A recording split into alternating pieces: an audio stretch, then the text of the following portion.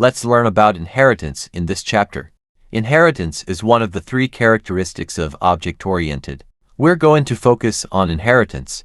In this section, we need to understand what inheritance is. We need to be able to explain the concept of inheritance and how to realize class inheritance. First of all, let's start from our life. Inheritance usually refers to the inheritance. Children inherit their father's property, and so on, so it's mapped to a program. It also describes the relationship between things. Through inheritance, can make multiple things to form a system of relationships. For example, cats and dogs are both animals. Programs can be described as cats and dogs. Inherit the animal. And the same goes for, what about men and women? Are also subclasses of humans. So, we can deduce that inheritance is actually the same as in our life. How to express these inheritance relationships is the same as that of our animals. It's the same as in animals.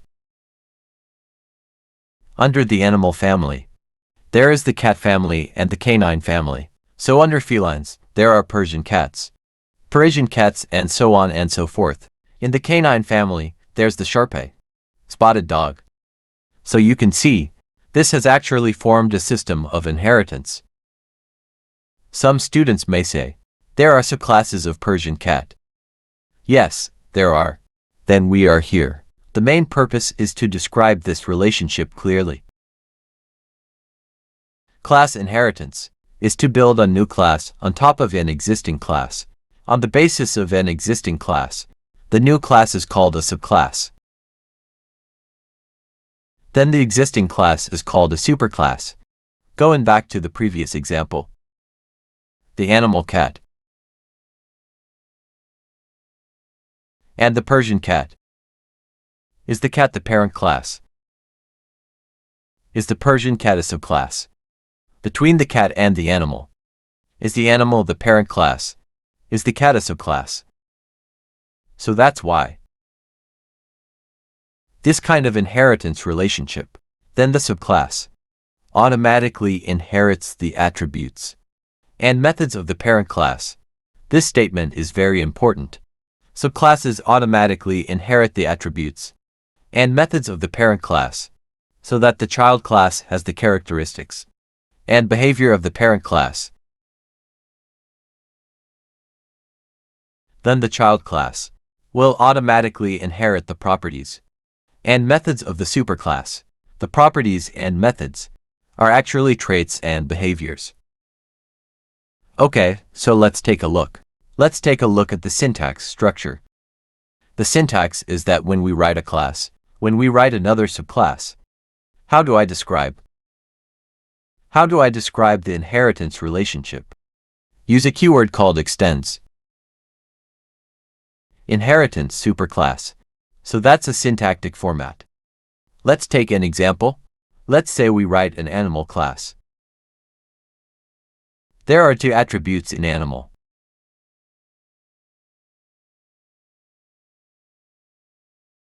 The other class is dog. Then we can inherit the superclass. Right, dog is a subclass of animal.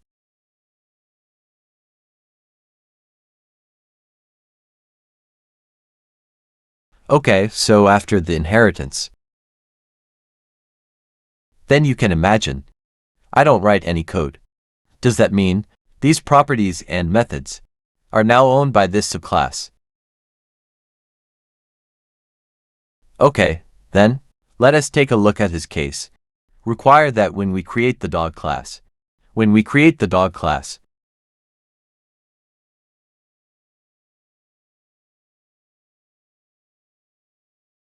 is because the superclass has already written.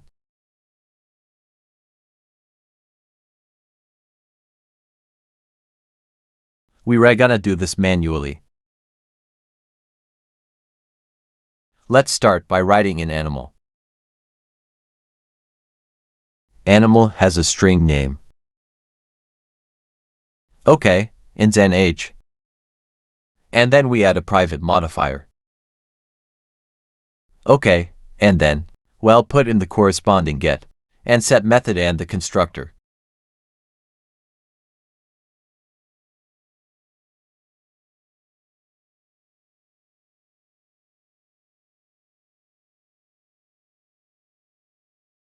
Now that I'm done with the animal class.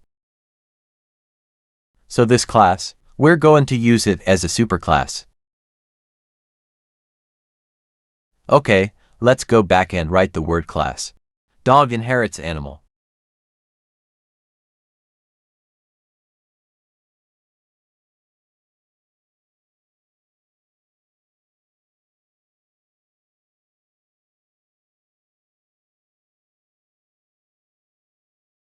After inheritance, this code doesn't write anything. Actually, it doesn't write anything. And it's the same as writing everything. Why? Because all the properties and methods in this animal can be used by this dog. Okay, let's write a test class. Let's get a dog.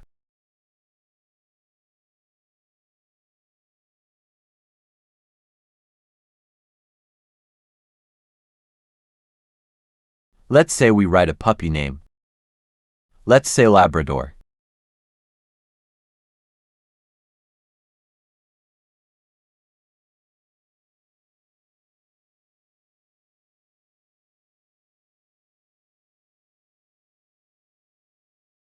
"3 years old." And then we can print this.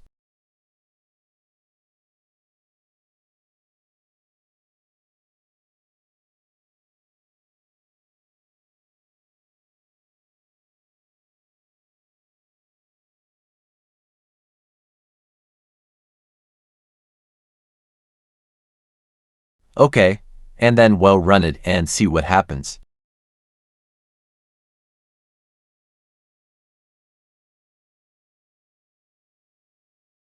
Okay, you can see, Labrador is 3 years old.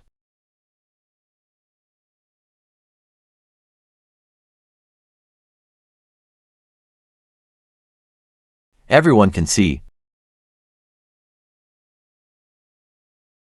Methods are actually superclass. Because these methods of the superclass can be inherited by subclasses. So after inheriting them, can they be used? Okay. This is our first case. Back to the PPT. So this is one of his effects, right? Then let's continue to look down.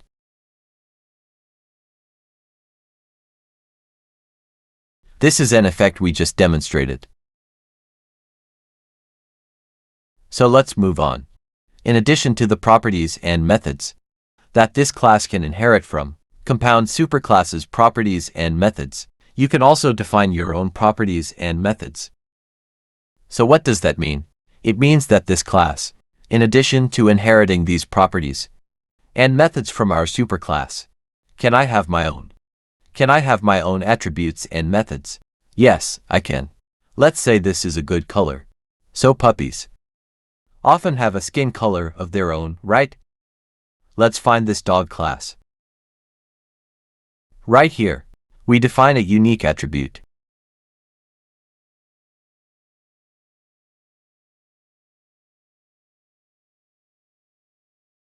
And then we give the card its own unique methods. Let's see in the test.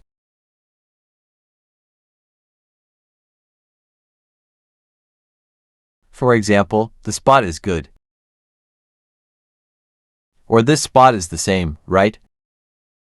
Let's have a yellow one.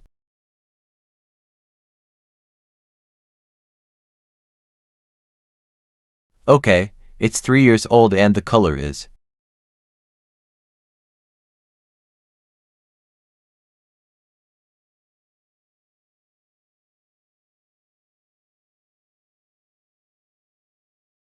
Okay, then let's go to the demonstration.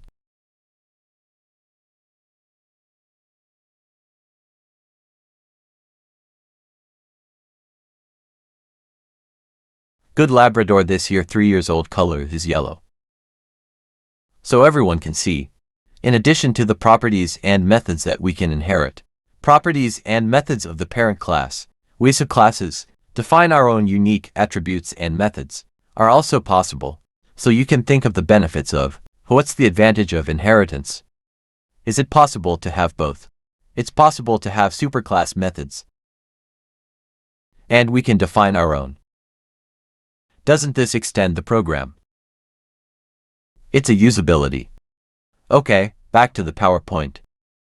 So next, we can see, this case show us this color. Well then here. Need to have a few precautions.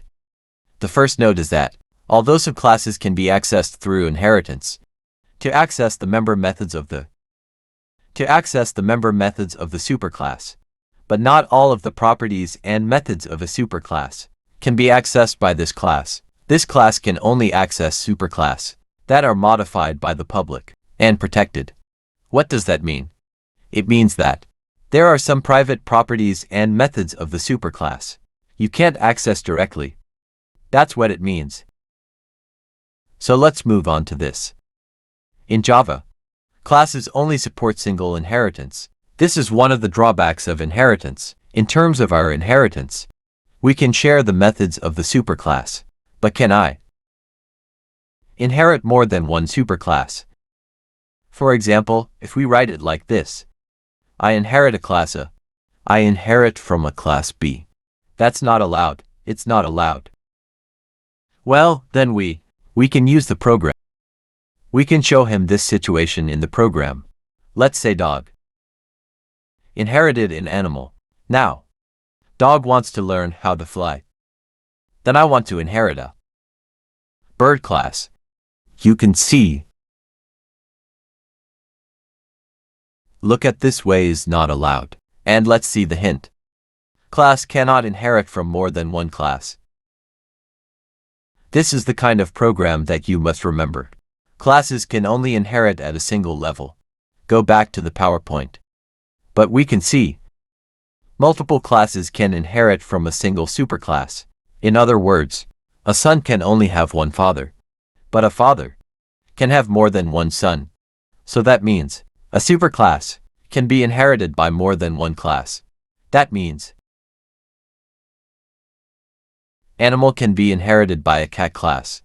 For example, this cat class can also inherit from animal. So you can see, dog inherits animal. Cat also inherit from animal. He can be inherited by more than one. So let's look at this. It's possible to have multiple levels of inheritance in an account. The superclass of a class can inherit from another superclass. For example, class C inherits class B, and class B can inherit from class A. At the same time, class C can be called a subclass of class A. Let's say this is class A, and class B inherits from class A. Right, so at this point we say that class B is a subclass of A. Then C also inherits from B. Then we can say, is this C a grandchild of this A class? Grandchildren. Although we say that in life. But in the program, there is no such thing as grandchildren or grandfathers. He is called a superclass. It's just that class A is the direct superclass of class B. And this class A is a negative of class C.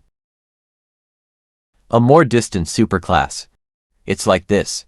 So that, at the same time both C and B are called subclasses of class A. One is called a direct subclass, and one is called an indirect subclass. Okay, that's a note on them. So finally in Java, subclasses and superclasses are relative concepts. A class can be the superclass of a class, or it can be a subclass of another class. For example, in the third case, class B is a subclass of class A, and the superclass of class C. In other words, is class B a son of class A? But he is also the father of class C.